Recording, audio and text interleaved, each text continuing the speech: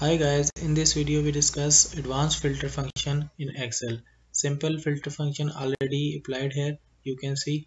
Advanced filter function, we want to shift our data from different sheet. So for this purpose we use advanced filter function.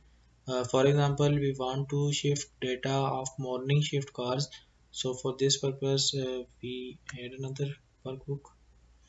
So here is data advanced, copy to another location. So asking for list range, so we list range here. Now asking for criteria range, we want for criteria of morning cars. So select this and also saying to copy from where we want to copy, then OK.